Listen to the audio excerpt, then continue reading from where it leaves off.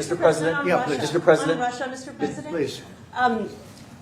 Do you believe the Russians are being disrespectful when they say that your criticisms of Putin are simply an emotional response? And do you still believe that Putin actually wants to end the war? I can't tell you that, but I'll let you know in about 2 weeks. Within 2 weeks, we're going to find out very soon. We're going to find out whether or not he's tapping us along or not. And if he is, we'll respond a little bit differently. But it'll take about a week and a half, 2 weeks. We have Mr. Witkoff is here, is doing a phenomenal job, is dealing with them very strongly right now. They seem to want to do something, but until the document is signed, I can't tell you. Nobody can. I can say this. That I'm very disappointed at what happened a couple of nights now, where people were killed in the middle of what you would call a negotiation. I'm very disappointed by that. Very, very disappointed. Yeah, please. You've called for an end to the Gaza war. Given the growing humanitarian crisis and the decision of Prime Minister Netanyahu to expand the military operation, do you have any frustration with his handling of the situation of the war? No, we're dealing with the whole situation in Gaza. We're getting food to the people of Gaza. It's been a very nasty situation, very nasty fight. October 7th was a very nasty day, the worst that I think I've ever seen. It was a horrible day, and people aren't going to forget that either. So we'll see how that all works out. And Steve, would you want to say a couple of words about Gaza, because you just have some information? Steve Witkoff, do you want to come up for a second? You might give them a little bit of information as to what's happening with Gaza and also Israel. We're having some very good talks with Iran. We'll find out whether that means anything, but we're having good talks. Congratulations. Well, hi everybody. I think that we are on the precipice of sending out a new term sheet that hopefully will be delivered later on today. The President is going to review it, and I have some very good feelings about getting to a long-term resolution, temporary ceasefire, and a long-term resolution, a peaceful resolution of that conflict. Mr. President, you said It's having to do with Iran. We're having very good talks with Mr. President, you said yesterday that Putin is playing with fire. What will be the consequences for Russia if Russia continues? Well, I'm not going to tell you exactly, but the words speak pretty loud. We're not happy about that situation. I think we're doing very well with Iran. I think we're doing very well with Gaza, but we are doing very well with Iran, and I think we're going to see something very sensible, because there are only two outcomes. You know what the two outcomes is: a smart outcome and there's a violent outcome, and I don't think anybody wants to see the second. But I think we've made a lot of progress, and we'll see. You know, they still have to agree to the final stages of a document, but I think you could be very well surprised what happens there, and it'd be a great thing for them. It could have a great country into the future. Yeah.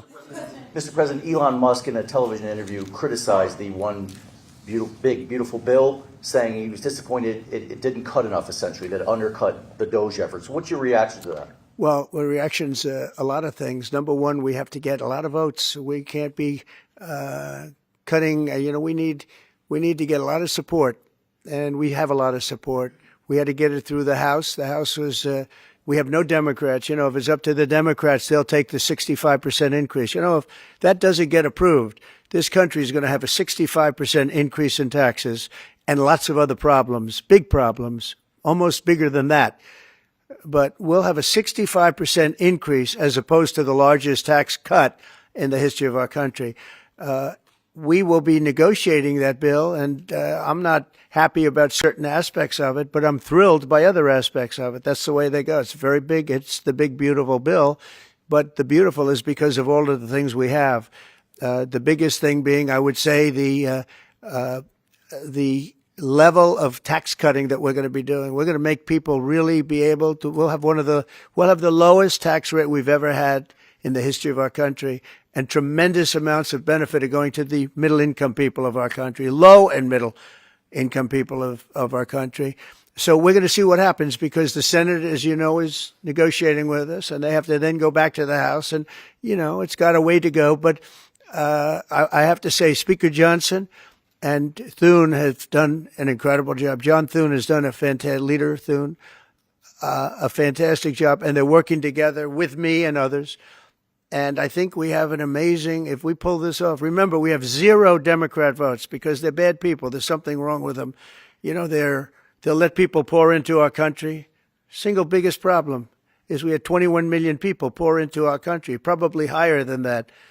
And they're people that weren't supposed to be here. And many of those people are bad. Murderers, drug dealers, the mentally insane. They were closing mental institutions all over the world, not South America, all over the world. They're coming into our country, and we're getting them out. And we're having a hard time because some judges aren't making it very easy for us, and it's tough enough. They approve that. They allowed that to happen to our country. We don't have one Democrat vote. And if I were a Democrat, I'd be voting for this bill, and I'd get elected to any position I want as a Democrat. They're crazy. They're voting for a 65% tax increase. And they're only doing it for hatred. They're not doing it for any reason. They know it's terrible. Terrible politics, in my opinion. But so we have no Democrat votes. That means we have to get almost all Republican votes. And I think we're very close to doing that. I think it'll be very successful. Yeah, please. Mr. President, Wall Street analysts have coined a new term called the taco trade. They're saying Trump always chickens out on your tariff threats, and that's why markets are higher this week. What's your response to that? I kick out? Chicken out. Oh, isn't that nice? Chicken out. I've never heard that. You mean because I reduced China from 145% that I set down to 100 and then down to another number? And I said you have to open up your whole country. And because I gave the European Union a 50% tax tariff, and they called up and they said, please, let's meet right now. Please, let's meet right now. And I said, okay, I'll give you till July 9. I actually asked them, I said, what's the date? Because they weren't willing to meet. And after I did what I did, they said, we'll meet anytime you want. And we have an end date of July 9th. You call that chickening out? Because we have $14 trillion now invested, committed to investing when Biden didn't have practically anything. This country was dying. You know, we have the hottest country anywhere in the world. I went to Saudi Arabia. The king told me, he said, we have the hottest country in the world right now. 6 months ago, this country was stone cold dead. We had a dead country. We had a country people didn't think it was going to survive, and you ask a nasty question like that. It's called negotiation. You set a number. And if you go down, if I set a number at a ridiculous high number and I go down a little bit, they want me to hold that number, 145% tariff. Even I said, man, that really got up. You know how it got? Because of fentanyl and many other things, and you added it up. I said, where are we now? We're at 145%. I said, whoa, that's high. That's high. They were doing no business whatsoever, and they were having a lot of problems. We were very nice to China. I don't know if they're going to be nice to us, but we were very nice to China. And in many ways, I think we really helped China tremendously because, they were having great difficulty because we were basically going cold turkey with China. We were doing no business because of the tariff, because it was so high. But I knew that. But don't ever say what you said. That's a nasty question. Go ahead. Mr. President, To me, that's the nastiest question. Mr. President, Wait a minute. Wait. Go ahead, please. Go ahead. President Zelensky says he's ready to sit down with you and Vladimir Putin in Geneva, and it sounds like General Kellogg is working on preparations for that. Are you planning to sit down with the two of them? Well, I will if it's necessary. We have to. I think I'm at this point. I wish you would have been that way a couple of months ago. But at this point, we're working on President Putin, and we'll see where we are. I think we're doing fine, but we'll see. I don't like what's happening. That's one thing I'll say. I don't like when I see rockets being shot into cities. That's no good. We're not going to allow it. You've always said that the war never would have started if you were Would have president. never happened, and it yet didn't he doesn't happen. seem willing to do anything that you want him to do. Do you still believe that he wouldn't have launched the war? No. We would have never had a war. We would have never had a war. If I were president, if the election weren't rigged, you wouldn't have had the war. You wouldn't have had the war. You wouldn't have had inflation. You wouldn't have had October 7th. That would have never happened because Iran was stone cold broke.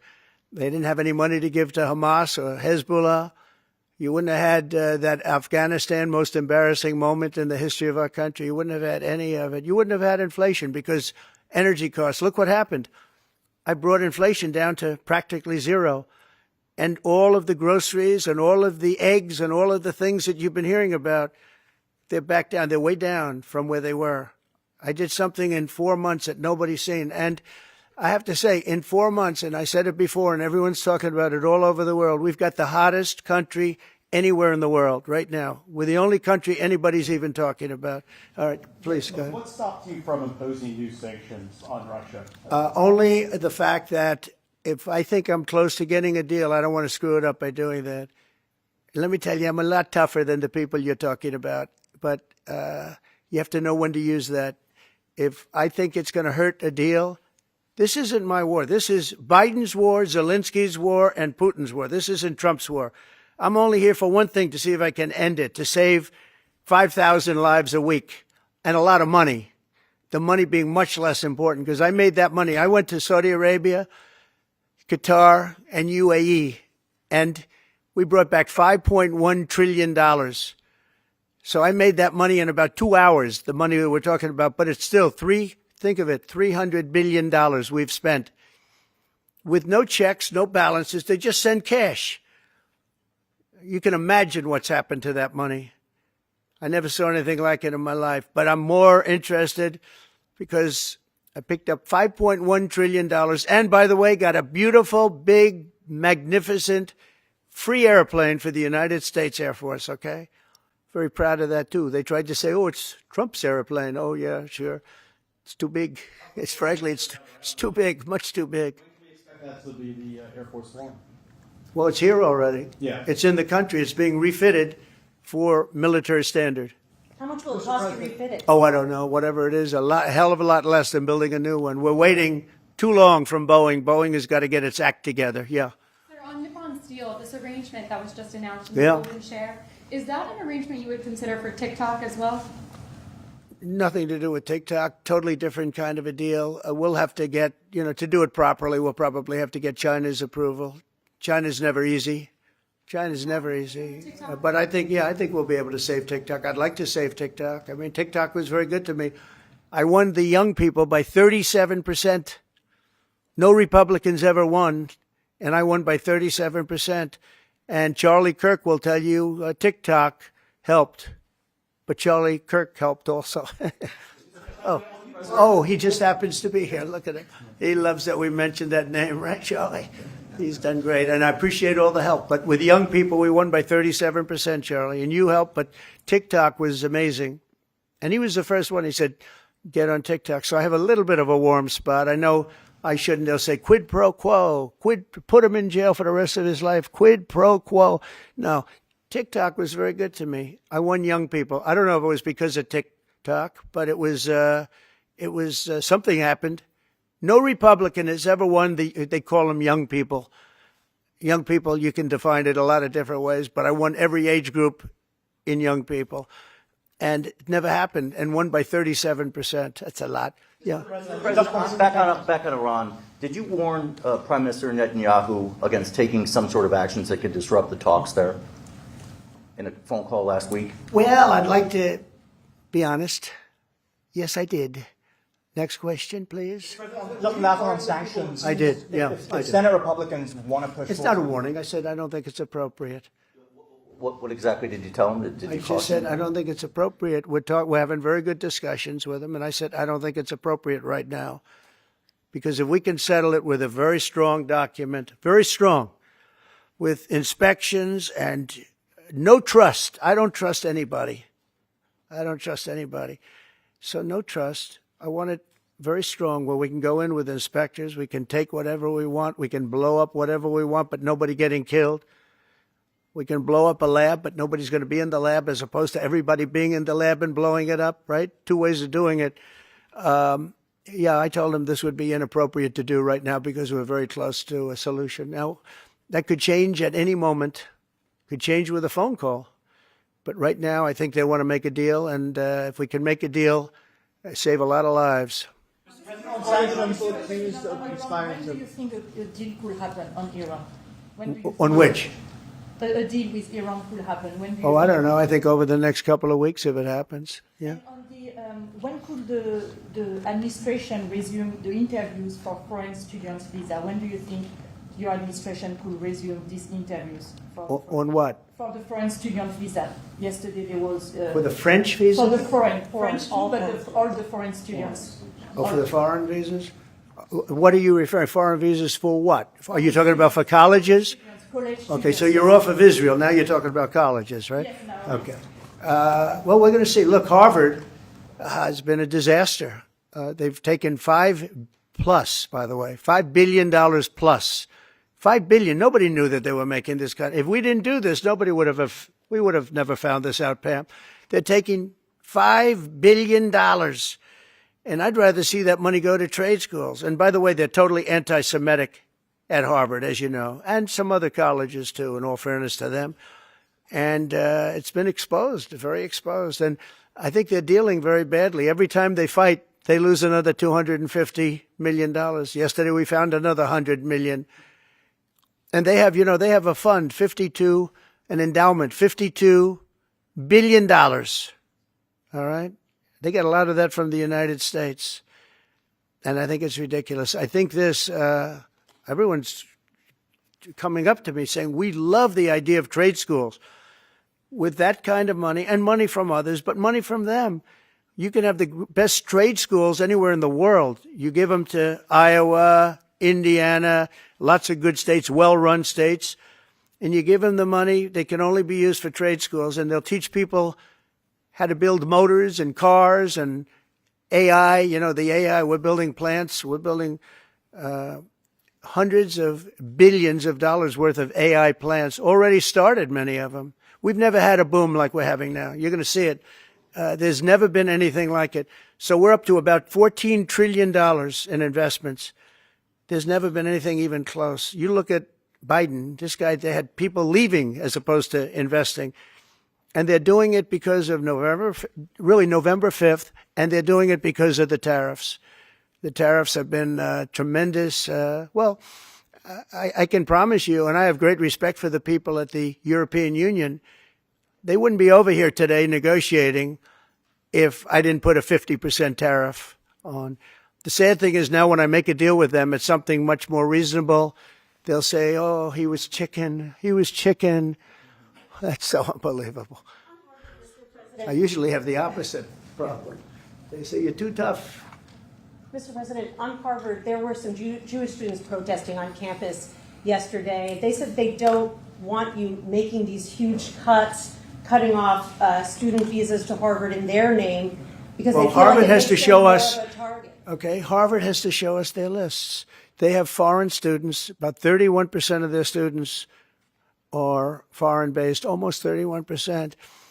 We want to know where those students come. Are they troublemakers? What countries do they come? And we're not going to, if somebody is coming from a certain country and they're 100% fine, which I hope most of them are, but many of them won't be, you're going to see some very radical people. They're taking people from areas of the world that are very radicalized, and we don't want them making trouble in our country. So I saw yesterday that in the middle of the UK, there was a nice young man. He wants to go back to school at Harvard, and he looked good to me, but I want to check his past. But we want to be able to see why, these countries aren't helping us. They're not investing in Harvard and we are. So why would 31%, why would a number so big? I think, number one, I think they should have a cap of maybe around 15%, not 31%. We have people who want to go to Harvard and other schools. They can't get in because we have foreign students there. But I want to make sure that the foreign students are people that can love our country. We don't want to see shopping centers exploding. We don't want to see the kind of riots that you had. And I'll tell you what, many of those students didn't go anywhere. Many of those students were troublemakers caused by the radical left lunatics in this country. All right, one more question. President on Harvard. Yeah, go ahead, please. Will you pardon the people who are accused of conspiring to kidnap Michigan Governor Gretchen Whitmer? I'm going to look at it. I will take a look at it. It's been brought to my attention. I did watch the trial. It looked to me like somewhat of a railroad job. I'll be honest with you. It looked to me like some people said some stupid things. They were drinking, and I think they said stupid things. But I'll take a look at that. And a lot of people are asking me that question from both sides, actually. A lot of people think they got railroaded. A lot of people think they got railroaded, and probably some people don't. One more. Go ahead. Yeah. Go ahead. How will the confrontation with Harvard end? You foresee? I don't know. I don't know. Harvard's got to behave themselves. Harvard is treating our country with great disrespect, and all they're doing is getting in deeper and deeper and deeper.